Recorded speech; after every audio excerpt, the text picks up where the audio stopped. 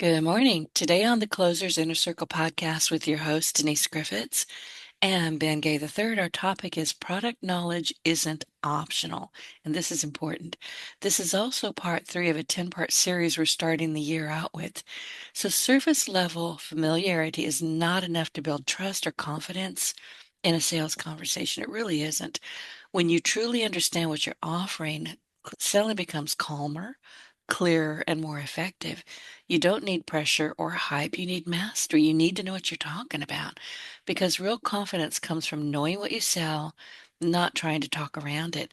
And honestly, too many sellers rely on surface level knowledge and hope enthusiasm will carry the rest.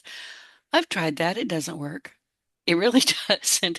You have to know what the heck you're talking about, what you offer, what's in it for them. And once you get there, you don't collapse their confidence. And what happens is confidence collapses the minute a real question is asked. And Ben has talked about that.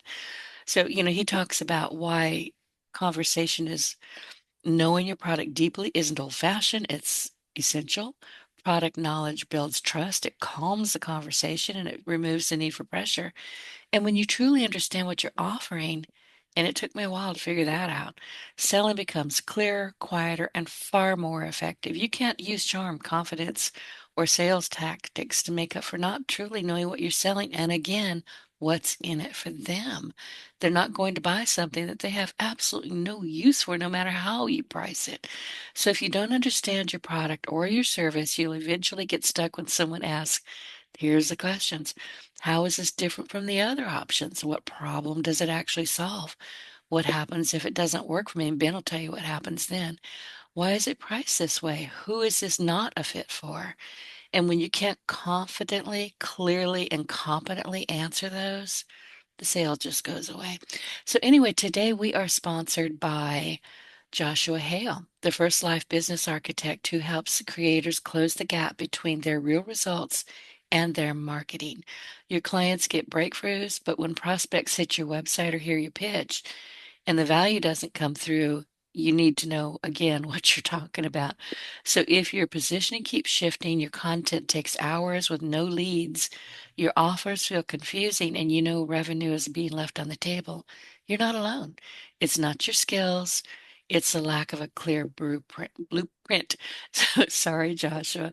Joshua's Entrepreneur's Compass helps you align your messaging, simplify your offers, and turn your value into consistent leads and income. So connect with Joshua on LinkedIn, really the best place, or his website, joshuahale.io, or theentrepreneurscompass.info.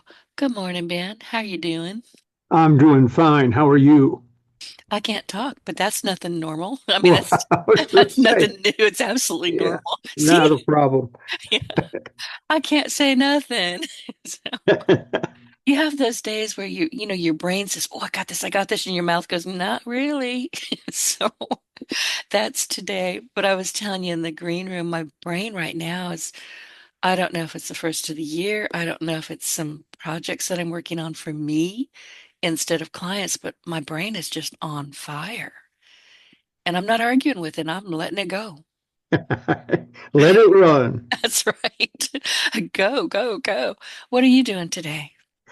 Same old, same old. I'm finishing up a book on ghostwriting, and hopefully we'll be through with it today. And one other podcast besides this one, which is my favorite every week. And then just See, now I daily. have to pay you, don't I? I have to put the 5 cents in the mail. Yeah, exactly. Okay, I've And got and a I jar. I It's would adding. I would prefer a nickel instead of 5 pennies scotch taped to the postcard. Are you sure? Because Yeah. that's all I've got is pennies. I've got an old, it's a really vintage urinal jar. I picked it at, I got it. I was digging around Virginia City, Nevada, and it's intact. And it's the coolest thing. It's heavy, heavy glass with a handle, and it's full of pennies. Whoa. I know. So I can get you some pennies. I got them. Yeah. Did you see the other day, because they're not making pennies anymore, they stamped the last group the other day, Oh, I and didn't know that. the last four that came off the line, documented as the last four, certified behind glass, etc. I'm making up numbers, but I think I'm right. sold for $580,000. Why? Because they're supply and demand. They're the Oh, last four pennies documented by the mint. So, although there's trillions of pennies out floating around, the odds are most of them are barely worth a penny. Uh, but there are a few here and there. 1942 copper pennies. I used to look for those back when I collected coins because there were very few made. Most of them were zinc because of the war. mm. And so I wasted a number of days looking for something I never found. But these last four never left the mint. They came off the thing, were documented, put behind glass, etc. The last four pennies of the trillions, I assume, that were stamped over the last 200 plus years, $580,000. That's bizarre. Yeah, And it I'm not is. tipping that journal over to find that coin for you. So if I accidentally tape it to something and you get it, you're going to let me know, right? Yeah, absolutely. Oh, sure. You can Thank count on you. me. I can't. I'm telling your wife. Just, I'll tell her to look for those pennies. So anyway, we are talking today about so many different things, but basically, and we've got this 10-part series. I'm excited about that, but product knowledge is not optional. And trust me when I tell you, I had to learn that the hard way because I knew what I could, give you as a web developer in particular. I knew what I could do, but my problem was expressing it in a way that my potential clients went, okay, when do we start? I finally got there. It didn't take that long, actually, but I was speaking incorrectly. I was using tech talk, tech speak. Yep. No, I'm a nerd. I'm a nerd in stilettos. And once I learned to get off of my little, degree and talk like a human, people like, oh, yeah, yeah, I get that now. But they didn't That's want to hear about HTML or SQ or anything gooey. They didn't want to know any about that, anything. I mean, they just wanted to know what's in it for them. I get questions now from clients, potential clients, customers, etc., that I wouldn't have gotten in the old days because with Google and AI, etc., they frequently know a lot about your product or service before they call you. That's a revelation in the last few years. So you've got to be prepared to answer technical questions and so on in case they've got them. Uh, but you don't swamp them with that to start with because a guy sent me an email this morning and I still don't know what he was selling and don't care. But he was going to solve all sorts of problems for me. And the four problems that came up first were highly technical, at least to me, uh, terminology.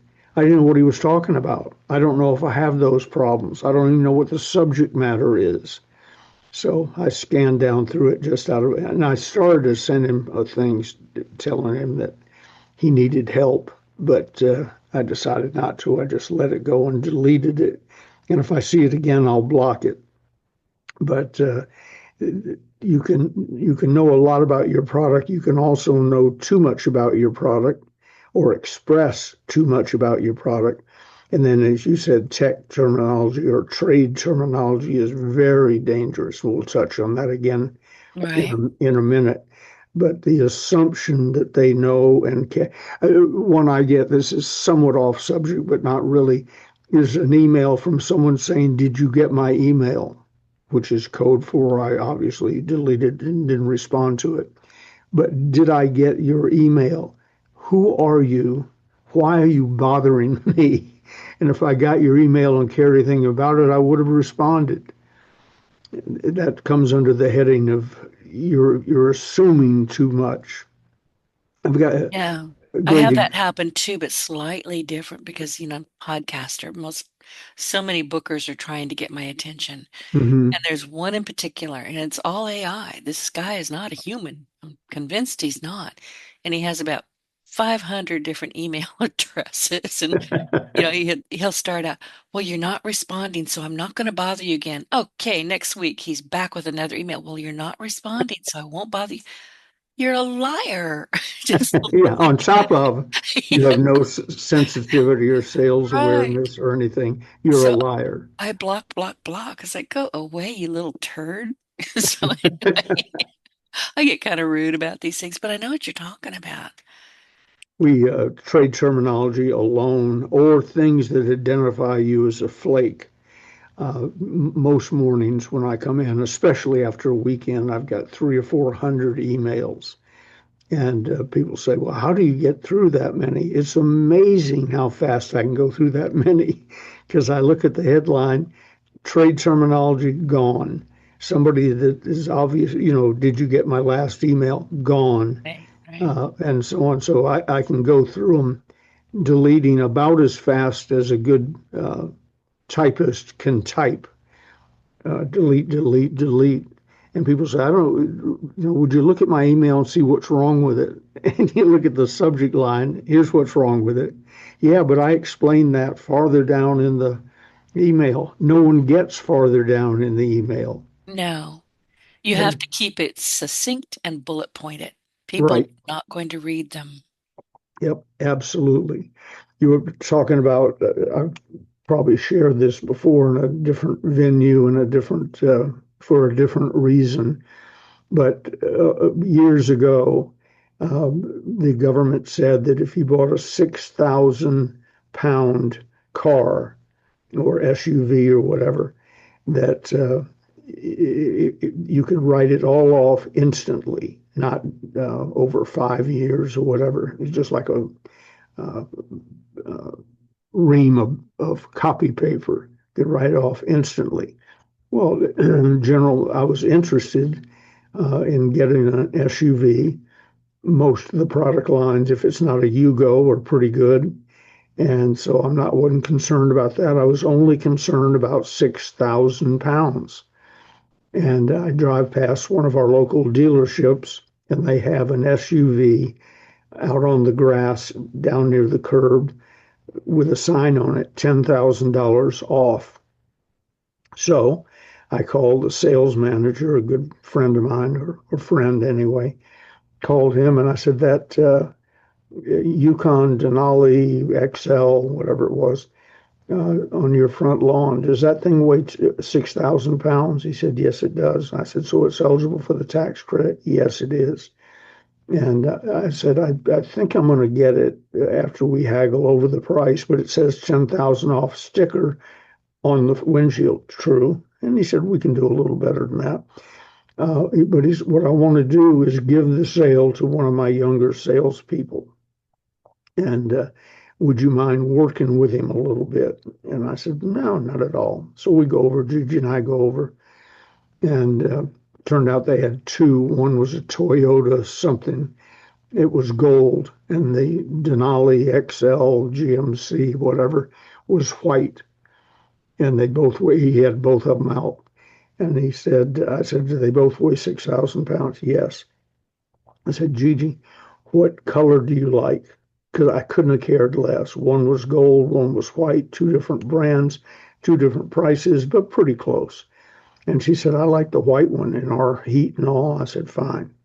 So I said to Dave, we're going to take the white one. He said, wait till the salesman gets here. I said, oh, okay. So the young salesman pulls up, shakes my hand, meets Gigi, and then goes over and pops the hood. He said, now let me show you some stuff. And he starts through like I'm learning how to build a car. And I said, one of the questions I have, I already knew the answer, but I said, does it weigh 6,000 pounds? He said, I'll check that in the manual. He didn't know that, in spite of the fact that was the best selling point at that moment because of what the government had just announced, and he didn't know it. So then he starts through and he's showing me how the seat works, and I'm looking over his shoulder at David, like, help me. And I I said, can't stand this anymore. Gigi wants white, I want 6,000 pounds. We're standing in front of the only car they have that is white that weighs Wait. 6,000 pounds.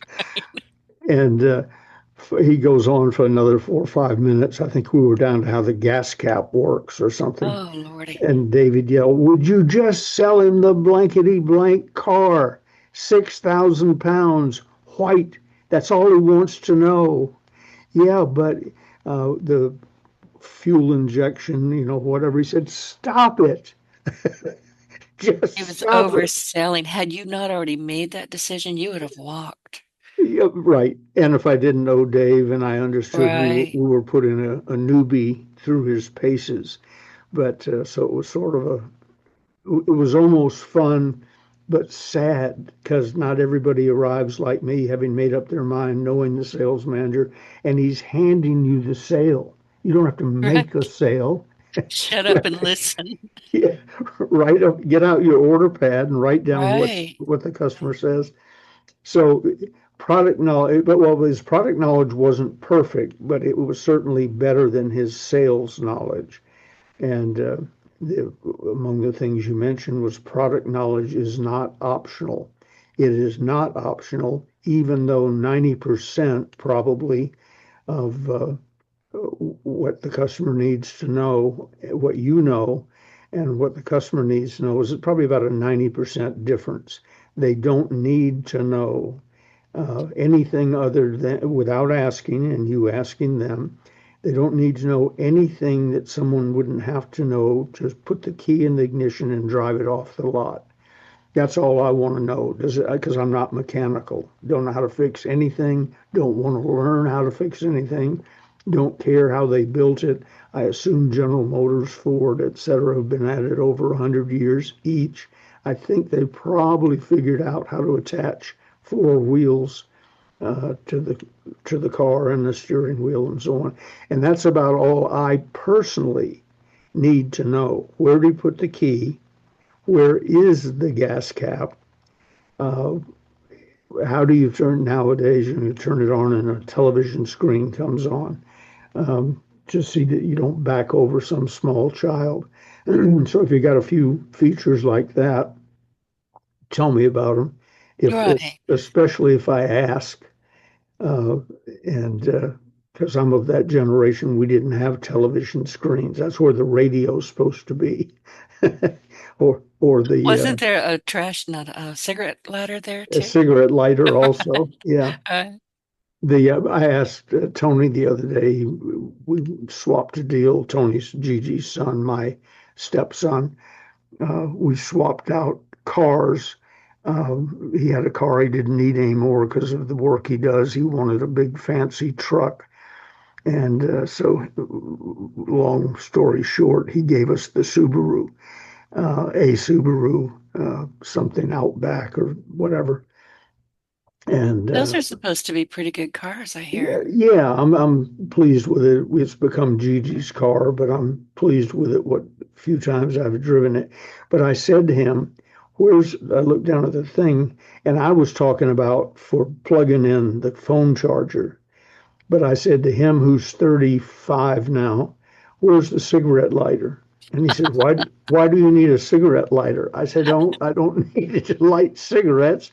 I need it to do the phone. Well, it turns out that's in the console and it's a Right. charging station. It's not a cigarette lighter. So, See, this is information you need. yeah, there were a few of those things. But you should know a whole lot about your car. I think the average car has 7,000 parts on it. It seems to me like I read that somewhere. 7,000 parts. You probably have a general idea of about half of those. The rest of them are hidden away behind what you're really talking about. They're parts of something that somebody cares about. And the trick then is not to take your enormous knowledge and dump it on somebody who only wants a white 6,000 pound car. Be ready, know it. If you don't, your next customer will ask you something that shows that you don't know your product or service, and it'll probably cost you a sale. But try to hold back on it and trade terminology. If it's the stuff you use in the service department or talking to some other salesperson on the floor, check yourself and say, is that something that the average person uses or knows? Or there's a couple of things for like customer service has some uh, three-letter acronym. The customer doesn't know or care. What he might not want to know is we keep track of your account. We know when you need your oil change and this and that. So we're not just selling you a car, we're becoming a partner with you. Right. Now, Make it easy for us. That's really, right. we have to understand it, and you And have to make it easy for us. right. Uh, Pretend like when it comes to cars or something like that, pretend like I'm an idiot because I am, and I don't want to get educated. Key, brakes, steering wheel, where do you put the gas, and what's Cup your holders, cup holders. yeah, and cup holders. Yeah. What's your phone number when I can't find one of those? Not the dealership phone number, the phone number of that cell phone I see in your pocket. What's that number? Because if I can't find the gas cap, I'm going to call you. And a good salesperson in addition to putting your number in their phone, you hand them a business card, and on the back, you make it look special. You flip it over and write your personal cell phone. And somebody said, well, what if the cell phone's on the front? Doesn't make it on the card itself. I said, it doesn't make any difference. Write it on the back and write personal over it. People don't read, and especially tiny, tiny print. They're not going to read Right, it. right. So personal means and I do that with people, and I sign every book that goes out of here, unless it's a huge number and they want it immediately. But within reason, I sign every book that goes out of here, and my business card, and a bookmark goes in it. The business card is one of those peel off the back sticky cards, goes on the very first page. So if you ever have a question, call me.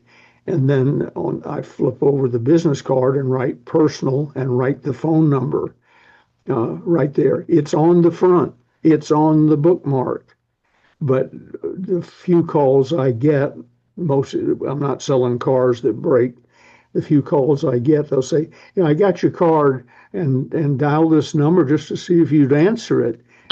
I found it on the back of the card, not the front of the card, not in the book where it's been for years, not on the bookmark where it's been for years.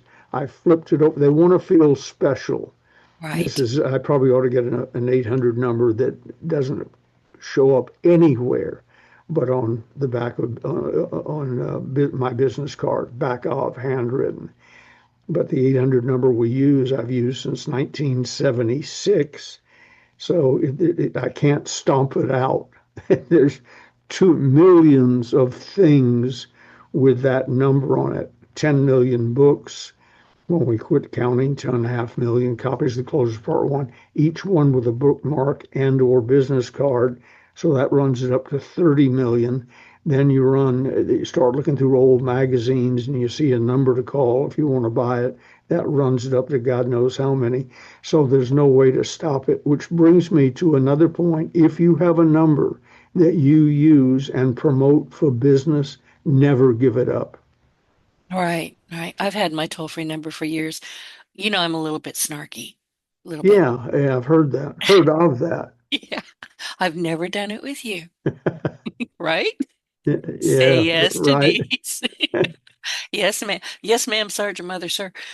I used every once in a while, Snark will just bite me in the butt, and somebody say, well, what's your toll-free number? I don't want to ever hear from them again.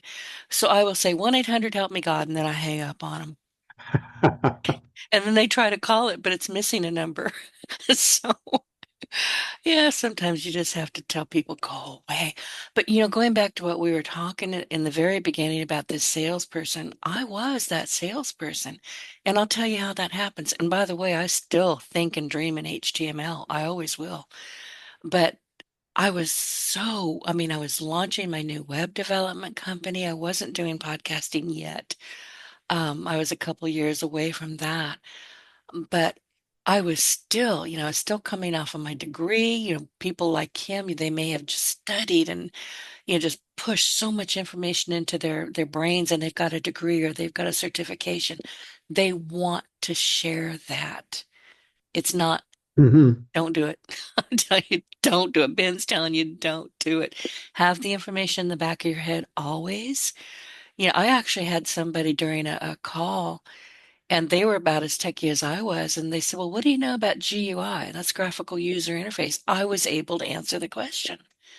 He said, you're the first person that even knew what that was. Well, I think in HTML. Yeah, but I you've understand never the brought back it of up. it. Yeah, you've No, never brought it up in conversation no, no. first. You No, just know it. I know it. And that's what you're trying to say here. You have the information. If you need to back up what somebody's asking you that might be a little bit obscure, have the answer. If you don't have the answer, say, I used to know that, but I don't want to I don't want to misinform you. So let me get back with you. Don't say yay or no. Don't lie to them. And just say, I just don't know. I'll find out. The better listeners among our audience probably smiled a couple, 3 minutes ago when you said, I think in, what was it? HTML. Yeah, there's an example. I have no idea what that is, and that's okay. Don't tell Hyper, me. it's hypertext markup language. It's how we Oh, write yeah, code. exactly. Yeah. I Now use you that know. use that term all the time at Yeah, the yeah, yeah. grocery at the grocery store. There's an example of trade terminology. Now, the listeners probably half of them know what it is and didn't think about it. But for me, for just a second, I quit thinking about what you were saying and started trying to think what that might stand for. Exactly. So I derailed you. Yeah, yeah. And confused minds don't buy, distracted minds don't buy. If I'm trying to figure out what GTS/15 means, I'm not hearing anything you're saying while I'm thinking about that. And what you're saying might be the sentence I need to make the buying decision. Like, yes, Mr. Gay, this is white and it weighs 6,000 pounds. Fine, write it up. Gimme, gimme, gimme. Give me the keys. Shut up. No more talking. But when you're talking about this guy, I got it. I mean, I did it. I didn't do it long because I'm a little bit smarter than that. And I finally figured out that I was just not giving them information they needed at when they needed it. If they wanted to ask me, I was there. But really, honest to goodness, all people want to know is repeat after me. What's in it for me? That's it. Right. That's all they want to know. And I don't really care how you did it. We have a friend that we don't like to discuss anything mechanical in front of him because he drops out of the conversation and begins thinking about the mechanical thing. He's one of those people that can fix anything. Mm, And one night we were in their backyard at a little picnic, and the bug zapper quit working. And he looked up, and I thought, well, there goes Tom. Uh, so the bugs weren't going zzz, zzz anymore. He gets up, goes to fix it, and I asked him something, and his wife Denise said, "You're wasting your time. He's on to bug zappers now." he's not here. Yeah, he's not here. Sounds like an engineer. Well, I think he is, or that type of person. I don't know if he has a degree or anything, but yeah, exactly. He was gone from the conversation. And that's what he does all day long. And he's a ham radio operator. Oh, You don't want to mention that unless you want to know what Bruno in Germany said last night about his dinner. oh It's, gosh. No, yeah. no, It's, I really so don't. I've been think, around CB people, truckers. I guess yeah. I don't know if they still use CBs, but there was a period here in Southwest Louisiana, right around the time everybody was leaving here, literally. There were signs all over the place. Last person out of the state, turn off the lights. It was bad. They were going to Atlanta, Georgia. Yeah, they had a lot of people relocate. And some of the CB trucker jokes were just hilarious. They're sad, but they were funny. Gigi's, I didn't know him then. I only met him once and didn't know he was Gigi. So I didn't know the significance he would play in my life. I met him at a convention or something and later found out we met at a convention. But Gigi's dad was a real estate guy, developer, builder type person, and he got a CB radio. And then he put the receiving unit or whatever is in the house. And Gigi's mom was most of the time a stay-at-home mom, and she, the story goes, was always looking for something to cut the wires to the CB radio because this is, I forget this is Trucker Joe. Joe Ronzoni was his name. This is Trucker Joe calling base, calling base. And the mother, Lorna, would say, "I'm here, Joe. What do you want?" Well, my ETA is estimated estimated arrival time Time of is, arrival, yeah. whatever. She said, "So you're coming home for dinner?" Uh, yes, yes, Mama, Papa. 10-4. Yeah. What was that song? There was a trucker song that was so funny going down and I'd have to go find it, but every time I hear it on YouTube or someplace, like, oh my God, it's the funniest thing. But it's about, CB's talk. Oh, they see cops behind them. They got something in the back door. It was like, I think I understand them. I just like the song. It's, Was that one was popular for a while? We got us a convoy that's now. it. That's it. That's the song, Convoy. Yeah. Yeah, that's two trucks going the same way, I guess. I don't know. But anyway, Joe fell into the convoy talk for a while. And I don't know where the CB radio went, but if Lorna, Gigi's mom, had her way, first the wires were snipped, then the hammer was brought out and it was crushed. But it was trade terminology, a whole different language that she didn't care about. The same Right. way with things like this. This is a not a question, but a request that was phoned in during the week for today. They said, "Would you talk about the fourth wall perspective?" I forgot how to explain it. Well, the fourth wall perspective is you're sitting in an audience, let's say, at a play. There's the back wall, there's stage right, there's stage left, and there's the fourth, that's one, two, three, and then there's the fourth wall. The fourth wall is the audience who's watching the play. If you're in the audience, you are the fourth wall. And in selling and in show business, it's really important you remember the fourth wall perspective and look at the sales situation you're in, whether it's on the phone, on the computer, in person, or whatever. Look at it with a fourth wall perspective. If I were sitting in the audience, would I like what I see? Would I understand what's going on? Is that the way I would do it?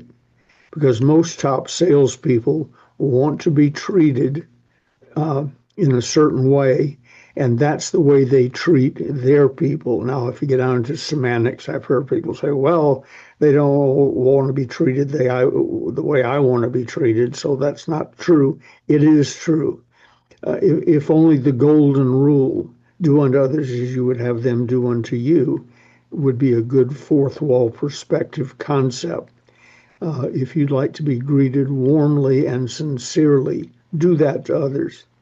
If you'd like to get with somebody with some experience, ask, and don't be offended when they ask. I've seen many sales situations when somebody walks in, they say, "Hi, I'm so and so. I want to," it's "you're my up." And what the customer might want is, "I'm glad I'm your up. Don't waste it on me. Keep it. I want to speak to the most experienced, successful. I've caught your disease. I can't talk. The most I was waiting for experienced, that. I knew you listened to me. the most Thank you. successful, experienced is the word I was trying to work with. Salesperson here. With the kid who was trying to sell me the Denali, I didn't mind doing it because Dave had asked me to work with him a little bit. But if I walk in cold, I don't know anybody in there. I don't have time to mess around. I don't want to talk to somebody who can't say hello without going to check with the manager. I want somebody who's experienced, successful, knows what he's doing, and wants to move along. One of the things that in that Denali example, buying the white 6,000 pound car with a $10,000 off sticker on it, I said, okay, then we'll take this one now, uh, price. He said, well, it's $10,000 off. And I said, yeah, that's for everybody driving up and down the street. Great big sign. So now what we do is we go into price negotiation. And what I'm going to suggest is you take another 10,000 off. And then you're going to counter with something. Don't even tell me what it is. Then I'm going to counter with something. It's about half of what you just said. And then you're going to counter with something. Do all that and tell me how it came out. And the guy looks over at Dave, who smiled and winked, and he said, 15,000 off. I said, deal, write it up. So we didn't have to go through, I got to check with my manager who was standing there. They didn't have to go through, well, how would you feel about this? How would you feel about that? They have an idea of, if the markup on your fill in the blank, your widget is 26%, or your mark on is 26%, there's your answer. It's 26% off of the retail is as low as you can go, and you don't want to do that. So have that figure in your mind because the customer might ask. Uh, so the 10, it's $10,000 off. Well, that's what you've told everyone in Placerville, California who's driven by here. That's amazing. But I want a Ben Gay deal. Right. So work it out in your mind. Go back and forth. And I said, and you said, and I said, and tell me where we came down. And he paused for a minute. As I said, David winked at him. He said, 15,000 off. I said, deal. Sometimes you have an astute customer who understands either automobiles or your product or sales and negotiation and so on. Listen carefully and work with that knowledge, which, by the way, I'm a lay down customer. I'm probably the easiest guy you ever worked with if you know your stuff. If you try and lie to me or exaggerate or something, I become a problem. But if you know what you're doing and can explain it well, when the food chopper salespeople and other gadgets come to town for our county fair, some of them know me because they've been there for years, and Gigi and I go every year. And when they see me walk up, they wink because they know I'm going to buy if their presentation is good. As a reward, I have more Ginsu knives than Ginsu has. So Yeah, I are don't, those any good? I've always heard of them, but I've yeah, never had yeah, one. they really are. Oh, good They're to quite know. good. And the food slicers, most of them are very good. I'm pretty sure I'm an expert on that. I have 5 of them, which is 4 more than I need, but they gave good sales presentations. And for 1995, I'm in. I want to Do you have a reward. Christmas closet? I have a Christmas closet. Yeah, yeah. Just I get something like that. It's like, I don't need that, but still in the box. It's going to somebody for Christmas. Here you go. Hey, you're welcome. Or a birthday, but I always have those extras hidden if somewhere. it came from the county fair, you're safe, but you have to keep track of where did it come from because you may be giving it back to the same person who gave it to you Yeah, from that's their true. closet. Yeah. That's true. Gigi got out some napkins the other day, and they're sort of cute. It's the same woman in 3 pictures, and one picture is she's drinking coffee, and she's sort of blurry. In the next picture, she's drinking something else, and she's a little clearer. And the third picture, she's drinking wine, and she's crystal clear. And I said, where do these come from? Thinking, you surely to God you didn't buy these. She said, I found them in the closet. Somebody gave them to me at my wedding shower for me. That was 30 some odd years ago. And I said, you're just now getting them out? She said, well, I didn't like them, didn't need them, just found them. I needed the spot on the shelf. I said, why don't you give them to somebody? She said, I can't because I forgot who gave them to me. Exactly. I saw a commercial somewhere the other day. That was somewhere and they had TV going on, and it was this couple get up on a front porch and they're talking to each other, forgetting that we all have doorbells that Yeah. speak to each other. And it's like, God, I hope we didn't regift this. This thing's awful. I hope we didn't regift this. And the other side of the door says, I gave you that. It's like, whoops. So there's a lesson there too. Don't talk in front of people's doors. We just, times have changed.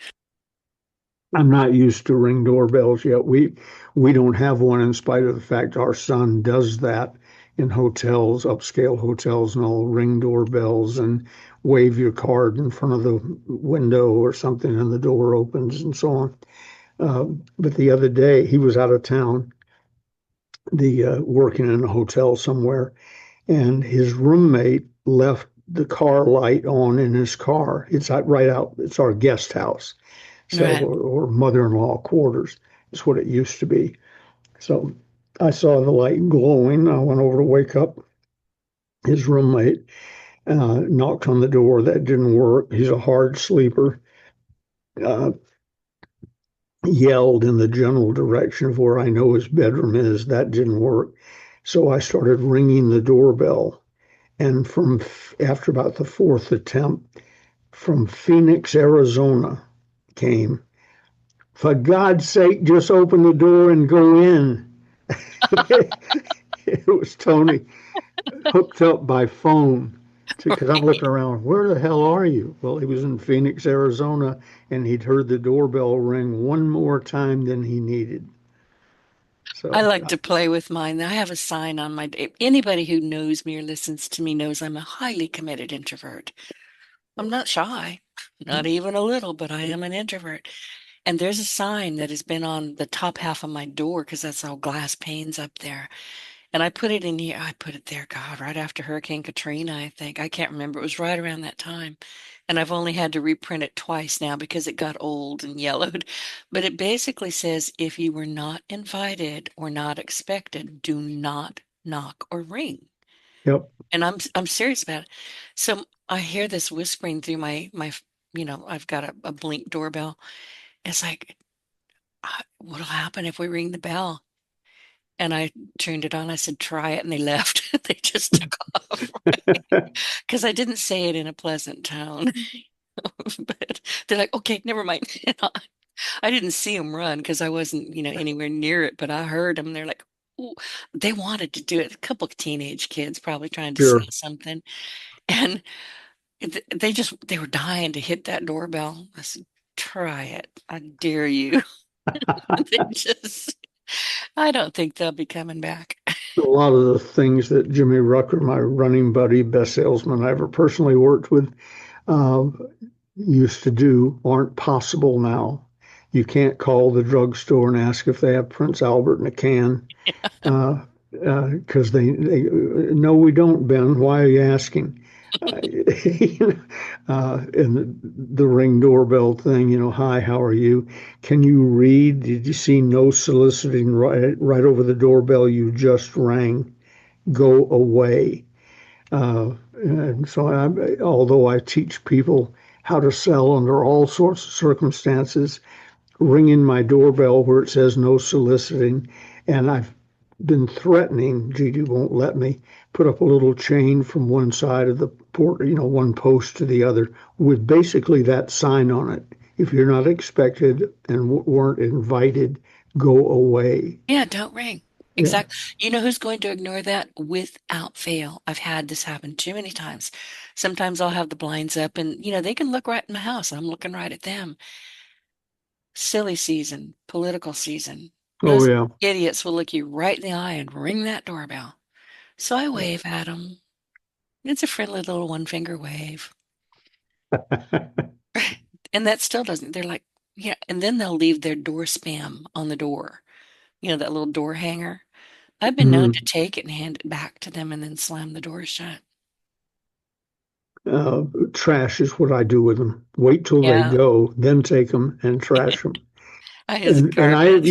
if I was trying to build a direct sales organization, door to door type, God help me if I ever had to do that again.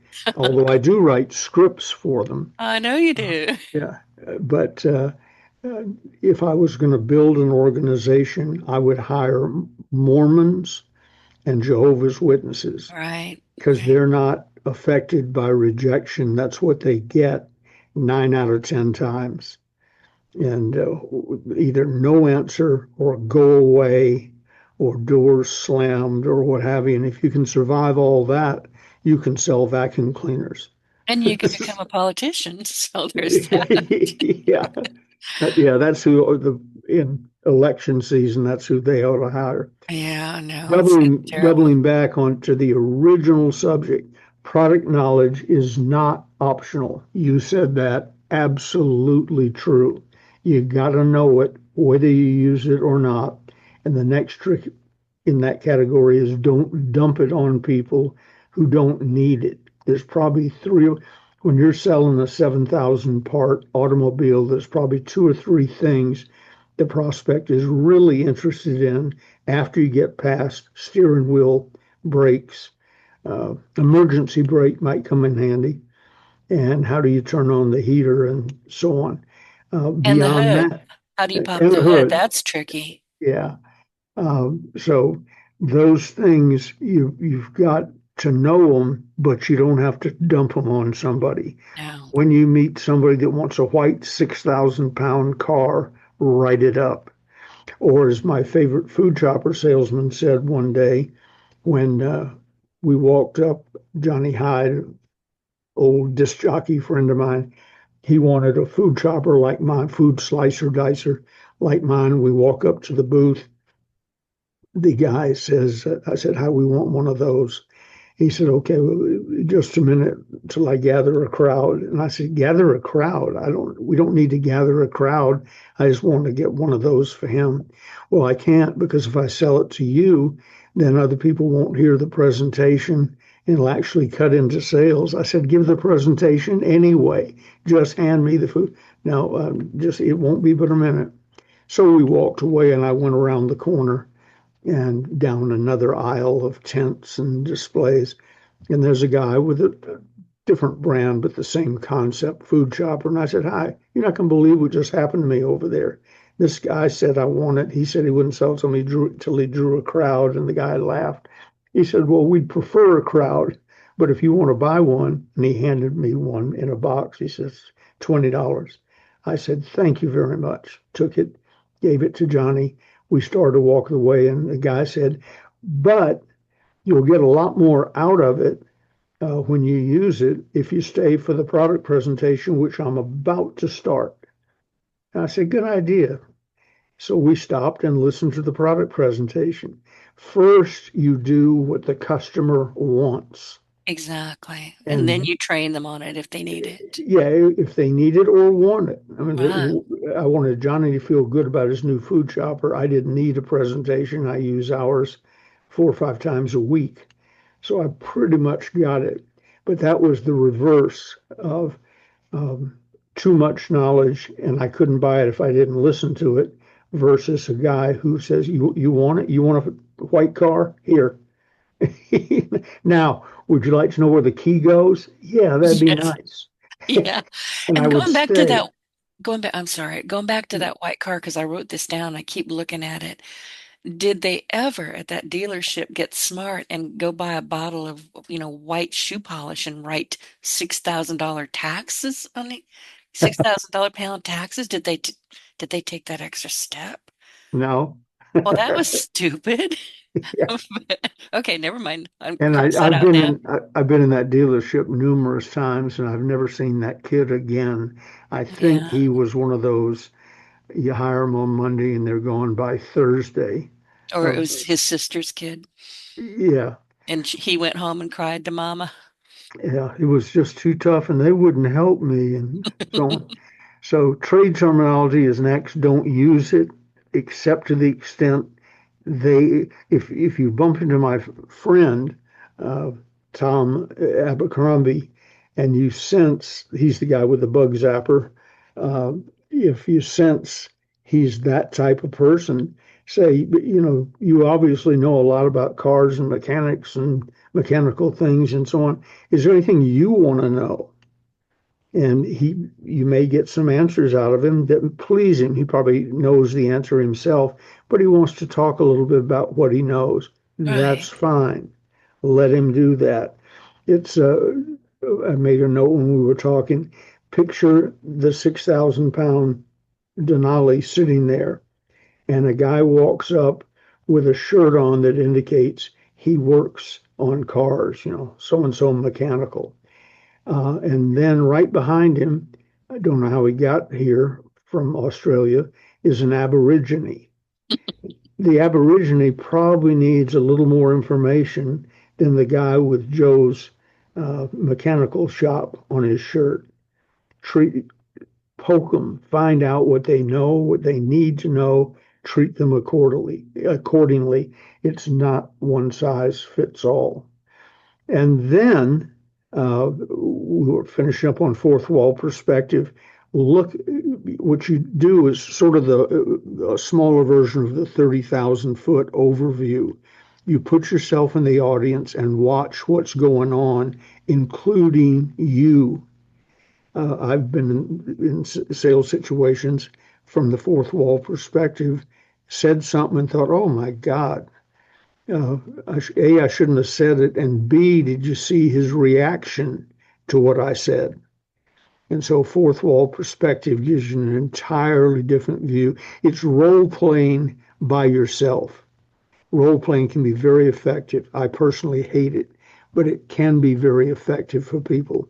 Well, fourth wall perspective lets you do role playing with the most important salesperson you, with the most important prospect the person sitting in front of you or on the other side of the screen or what have you.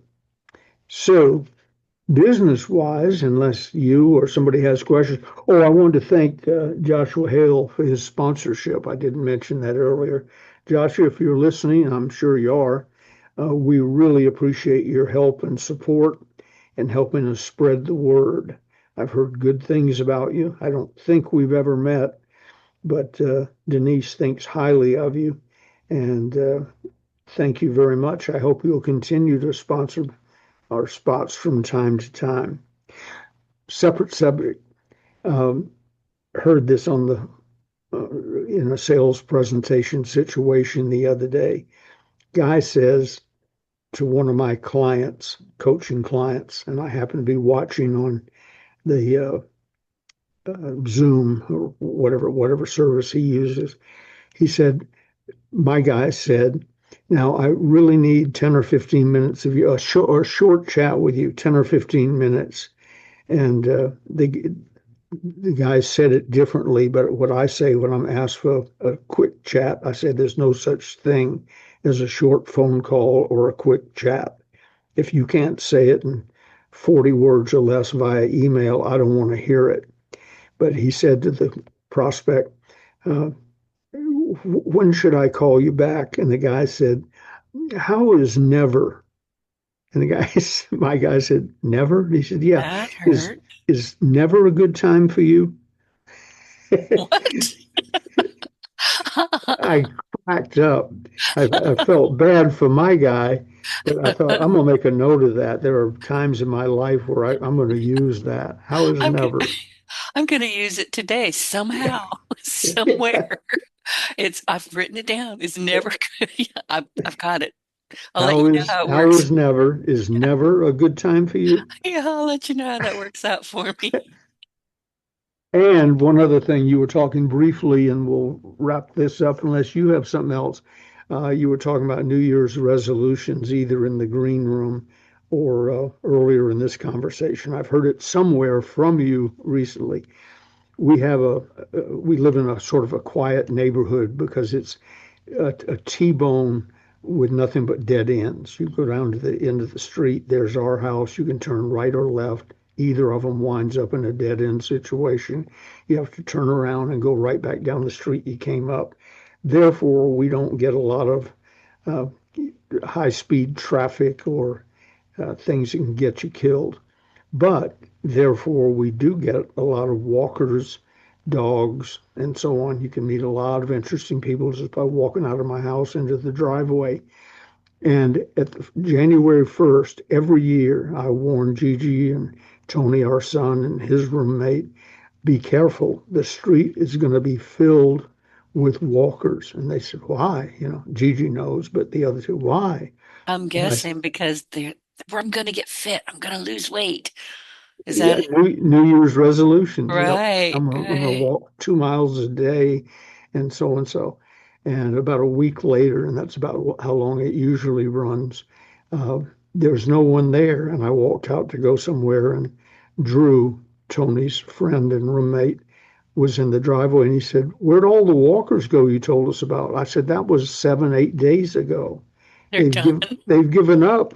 Yeah, they You're are free to done. roam. It's only January 1st to about the 6th that you have to worry about running over people." So, and which is the real reason for bringing up New Year's resolutions.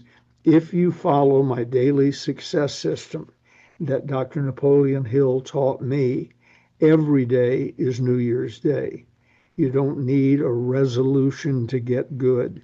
You need discipline and a system to get good. If I had walking, I don't because I don't like the activity, but if I had walking on my calendar, I would be walking every day if it were part of my daily success system. I don't have it on my calendar, so I don't do it. I'm not even there on day one, so I don't have to worry about lasting to day 6. But New Year's resolutions could be explained in a college class with a video camera on the street outside my house. Run it at high speed starting uh, when daylight starts, January 1st. Keep running at high speed, watch the herd thin out, and by January 6th or 7th, you'll be watching an empty screen and no one on the street. Right. That's what happens if you don't have a system, a plan, and discipline. I don't make New Year's resolutions. I know better. I know good and well that I'm lying to myself. I hate lying to myself. It's annoying. It hurts my stomach, so I just don't do it. I do the same thing for, we've got Mardi Gras coming up here in 4 weeks, I think. And I'm not Catholic, but I live right smack. Everybody around me in my little tiny neighborhood here, they're all Catholics, every one of them. Ask me how I know. They've got the little statues on their lawn. They're all Catholic. I'm not. And they'll say, Denise, I'll run into a neighbor, the ones that I actually know who they are, and they'll say, Denise, what are you going to give up for Lent? Chocolate. Really? You can give up chocolate? Yeah, I hate the stuff. But like, oh, that's cheating. I know. But I'm giving it up. I give it up every year. Don't like it. When my mother, who was Catholic, used to make us observe Lent, I always gave up Brussels sprouts. I love those. Well, I don't. I do properly seasoned and broiled. Oil, A olive lot oil of, and salt. yeah, olive oil, garlic, and so on. But I'm Yeah. talking about your basic boiled Brussels sprout. I always gave those up for Lent. It And works. with them I stopped eating pencil erasers at the same time. Oh my God. Okay. I They're don't even, equal. that's a whole nother story. Okay, well, we are out of time. So listen, everybody, next week we're going to talk about part 4 of this new series, and that's ethics are a sales strategy. And I'm stressing the word are. They really are. Ben talks about that a lot. We're going to cover it again. And by the way, while you're staying here with us every week, and we thank you for that, be sure you have the closers part 1 and 2, and you can get those at Ronzoni Books. Excuse me. Hang on. And there went my voice. Ronzoni Books on eBay, Ronzone Books. And join us each week as we break down timeless sales principles that you can actually use, parts 1 and part 2. If you're in any kind of sales, and trust me, we all are, watch a 3-year-old. They're in sales. They're better than anybody. You need to have these books as part of your entrepreneurial library. Ben, any last thoughts before I let you go? No, but I appreciate it, and I want to thank Joshua Hale again for sponsoring. And contact Denise. There are sponsorships available, And if you would like to be mentioned and thanks for being a promoter of this podcast, Denise can help you do that also. And your partner in Success Radio, just so you understand what this show and your partner in Success Radio, I can't even say my own name. We're in the top 1.5% of the most popular podcasts in the world. It's a lot of coverage. So let us know. We can help you. Ben, tell Gigi hi. I shall, Do what you're told. Nobody gets hurt. and I understand. I've been trained. I know. I'll talk to you next week. Oh. Tony Robleski. We've talked about him before. He's got a new book coming out. His book just landed on my desk yesterday. So it's available for pre-sale. So if anybody knows who Tony is, Tony Robleski, Rubleski, go look for him on Amazon. It's a great book. It's called Don't Quit. So anyway, I'm done now. You have a wonderful day and week, and I'll see you next Wednesday. Okay, talk to you later. Bye. Bye.